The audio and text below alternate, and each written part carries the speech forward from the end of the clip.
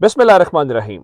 लाखों करोड़ों दुरूदो सलाम मोहम्मद मुस्तफ़ा सल्लल्लाहु अलैहि वसल्लम और आले मोहम्मद पर। मैं हूँ उमर दराज गोंदल। मैंने आपको आज बहुत पहले, अभी मीडिया में रिपोर्ट नहीं हुआ था, और मैंने आपको बता दिया था कि ऐवान सदर के अंदर एक अहम मुलाकात हुई है, और ऐवान सदर वाली मुलाकात का असल में आपको मीडिया के ऊपर अब रिपोर्ट होना शुरू हो गया है कि जी इसहाक डार की और सदर साहब की मुलाकात हुई है।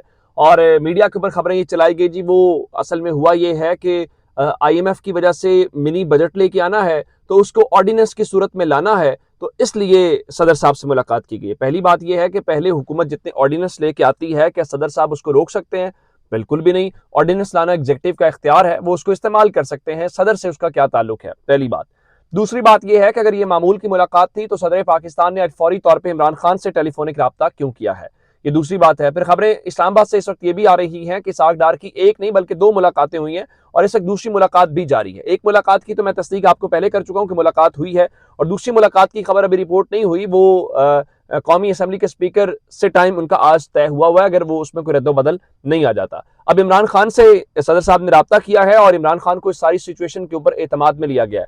मैं आपको बता देता हूं कि आज फौरी तौर पर हमें पाकिस्तान तहरीक इंसाफ का जो मीडिया सेल है, उसकी तरफ से ये बताया गया था कि आज जो अहम राब्ते हुए हैं, उसके अंदर यह बताया गया कि सदर मुमलिकत से इसहाक डार और इमरान खान के राब्तों पर मुशावरत के बाद 5:15 शाह महमूद कुरैशी, असद उमर, फवाद चौधरी और हम्माद अजहर प्रेस कॉन्फ्रेंस करेंगे। मैं ये तकरीबन 5:45 वीडियो रिकॉर्ड कर रहा हूं। आधा घंटा वेट करने के बाद अभी तक ये प्रेस कॉन्फ्रेंस शुरू नहीं हो सकी थी, तो इसलिए ये आपको मैं बता रहा हूं कि ये सारी सूरत हाल। अब टेलीफोनिक जो रब्ता सदर और इमरान खान के दरमियान हुआ, मैं उसके मुतालिक बता देता हूं कि इस इजलास के हवाले से आज एक तो पाकिस्तान तहरीक इंसाफ ने जब इलेक्शन की तारीख के हवाले से, चूंकि आज इलेक्शन कमीशन और गवर्नर का इजलास था, उस हवाले से उन्होंने एक इजलास बुला लिया है। दूसरे नंबर के ऊपर चल के इमरान खान ने कह दिया है कि इलेक्शन कमीशन और गवर्नर आइन शिकनी के मुर्तकिब हो रहे हैं।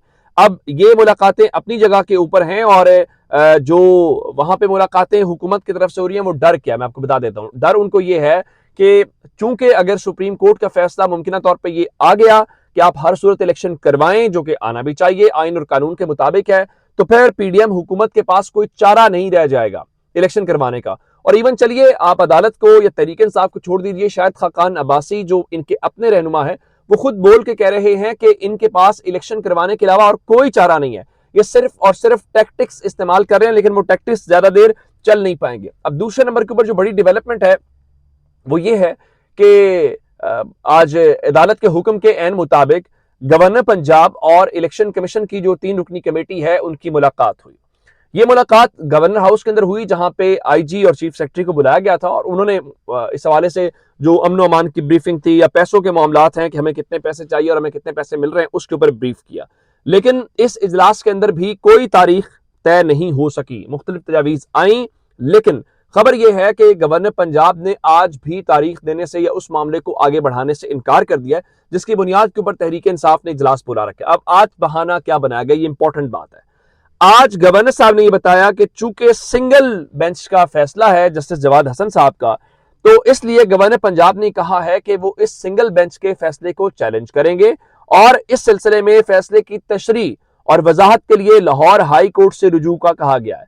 सेक्रेटरी इलेक्शन कमीशन वहां से रवाना हो गए। उन्होंने कहा जी हमें गवर्नर साहब ने यह कह दिया है कि वो अपना लीगल राइट इस्तेमाल करेंगे, और दूसरे नंबर के ऊपर चल के हमें इलेक्शन की तैयारी के मुतालिक उन्होंने किसी किस्म की कोई इंस्ट्रक्शंस नहीं दी। अब इसका मतलब यह है कि आज का इजलास बेनतीजा खत्म हुआ, और अब अगला फेज यह है कि आपने उसे रुजू करना है हाई कोर्ट से। अब हाई कोर्ट से आप रुजू तो कर लेंगे, इसका मतलब है कि टाइम टेकिंग है। आज जस्टिस जवाद हसन साहब के पास एक दरखास्त आई थी तौहीन अदालत की, और वो दरखास्त बाद में वापस ले ली गई, तो अदालत ने निपटा ली। तो जस्टिस जवाद हसन जिन्होंने ये फैसला सुनाया हुआ है, उन्होंने आज क्या कहा? उनका जी देखें, गवर्नर एक अहम ओहदा है, उसकी इज्जत करनी है। इंतखाबात के लिए 90 दिन इंतजार करूंगा, हुक्म पर अमल दरामद न हुआ तो फिर देखूंगा।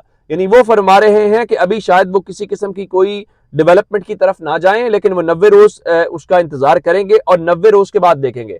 अब हुकूमत की परेशानी इस वक्त यह है कि सुप्रीम कोर्ट की तरफ से क्या डेवलपमेंट होती है, क्योंकि अगर तो सुप्रीम कोर्ट ने इस केस को समाअत के लिए मुकर्रर कर दिया, और सुप्रीम कोर्ट ने किसी किस्म की इंस्ट्रक्शंस दे दी, तो फिर मेरा ख्याल है गेम इनके हाथ से निकल जाएगी। लेकिन अब भी मामला फिलहाल जो है वो अभी लटका हुआ है और आज के दिन तक इस सिलसिले में कोई किसी किस्म की डेवलपमेंट नजर नहीं है। दूसरी जानिब ये जो जरदारी साहब का बच्चा पंजाब के अंदर लगा हुआ है, उसके इख्तियारात के हवाले से जस्टिस बाकिर नजफी की सरबराही में 5 रुकनी फुल बेंच ने आज अहमद अवैस समेत जो दीगर 97 लॉ अफसरान हैं उनको बर्खास्त किया था। जरदारी साहब के बच्चे ने, अदालत ने उसकी डोमेन को मान लिया है और उसके साथ जो निगरान हुकूमत ने जो भी फैसले किए, निगरान हुकूमत की जो डोमेन है उसको तस्लीम कर लिया गया है।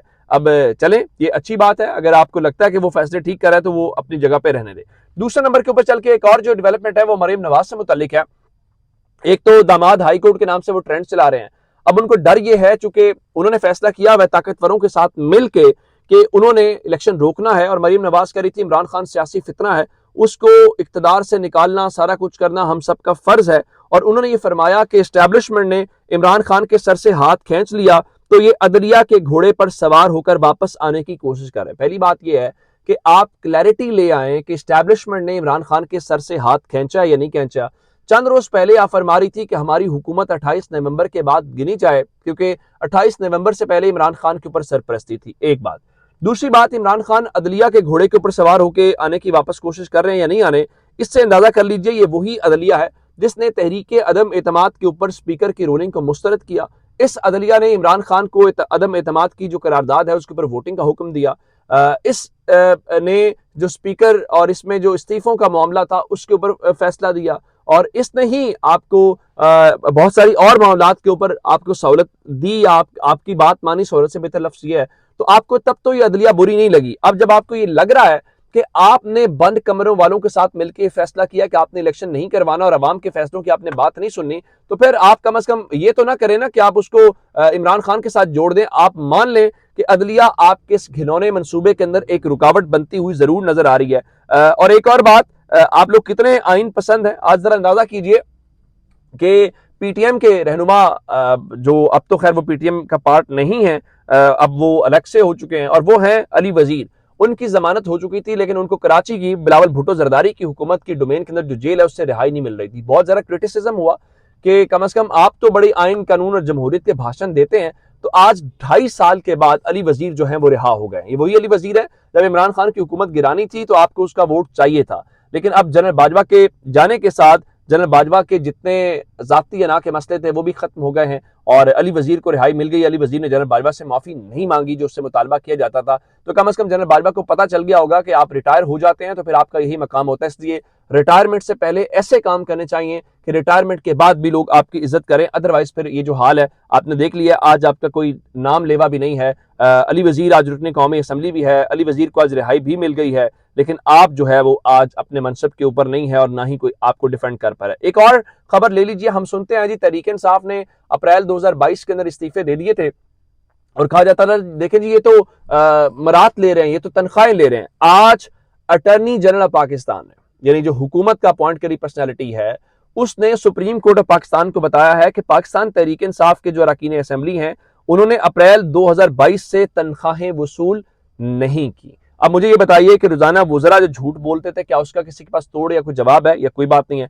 दूसरा, एस्टैब्लिशमेंट की एक और जो वो क्या कहना चाहिए बगल बच्चे हैं, उनके दरमियान इख्तलाफात हो गया। उन्होंने इकट्ठे तो कर दिए, कराची के अंदर एक इंतजाम तो कर दिया, कामरान टिसोरी लेके आए। कामरान टिसोरी के बाद जो है आपने उसको मुस्तफ़ा कमाल को और फारूक सत्तार को, सबको जोर जबरदस्ती जैसे भी इकट्ठा करना था इमरान खान का तोड़ करने के लिए, वो तो आपने इकट्ठा कर दिया, लेकिन अब इनके दरमियान इख्तलाफात जन्म लेना शुरू हो गए हैं। खबरें ये हैं कि जो गालियां देते हैं पहले एक दूसरे को, वो वापस आए, उनको आला ओहदे दिए, लेकिन जिन्होंने मारे खाए जो एमकेएम के साथ थे वो इस बात के ऊपर परेशान है। उस परेशानी की सूरत में अब खबरें ये आ रही हैं कि जिसके अंदर वसीम अख्तर हैं, ख्वाजा इजहारुल हसन है और दीगर चंद अफराद हैं और राब्ता कमेटी के अरकान हैं, वो पार्टी के फैसलों के ऊपर न सिर्फ नाखुश हैं बल्कि वो पार्टी छोड़ने के ऊपर गौर भी कर रहे हैं। और उसके अलावा एक और भी खबर आई है कि अब तहरीक इंसाफ में आए तो कैसे आए, तो अब ये जो बगल बच्चे हैं इन्होंने एक बार फिर जो एस्टैब्लिशमेंट के आज बहुत आजकल करीब है और वो पाकिस्तान पीपल्स पार्टी है, तो पाकिस्तान पीपल्स पार्टी के साथ राब्ते शुरू कर दिए। खबर ये है कि एक सूबाई वजीर के घर उनकी एक से ज्यादा बार मुलाकातें भी हो रही हैं। चलिए अच्छी बात है, सारे मिल बैठेंगे, एमकेएम के अंदर हो या पीपल्स पार्टी के अंदर हो, चाबी बहरहाल एक ही आपकी ताकत के पास है। तो अब वो जो एस्टैब्लिशमेंट का किया गया कराची वाला इंतजाम है शायद वो भी चलता हुआ दिखाई नहीं दे रहा। अपना बहुत सारा ख्याल रखिएगा, खुदा हाफिज।